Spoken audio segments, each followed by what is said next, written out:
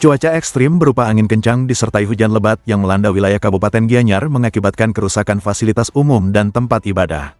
Salah satunya bangunan Balai Gong dan Pelinggi Apit Lawang di Pura Puseh, Desa Temesi, Gianyar, ditemukan dalam kondisi roboh Minggu tanggal 15 Februari.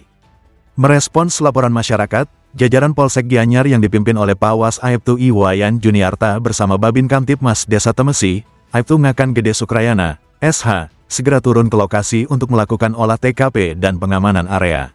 Kapolsek Gianyar, Kompol 5D Adi Suryawan, menjelaskan bahwa peristiwa ini pertama kali diketahui oleh petugas kebersihan Pura, Juru Sapuh, sekitar pukul 8 WITA.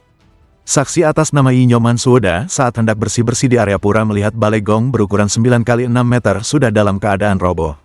Bangunan tersebut menimpa Pelinggi Apit Lawang di sebelah kanan, ujar Kompol Made Adi Suryawan.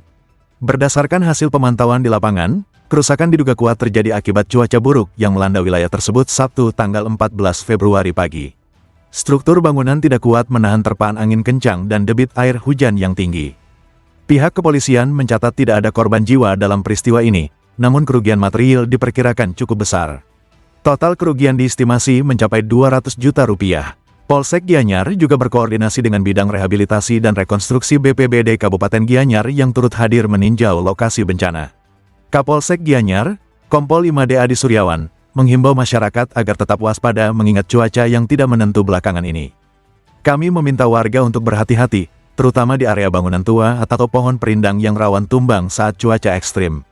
Pastikan keselamatan menjadi prioritas utama, tegasnya. Situasi di lokasi saat ini dilaporkan telah kondusif, dan pihak desa adat bersama tokoh masyarakat setempat sedang merencanakan langkah pembersihan serta perbaikan secara gotong royong.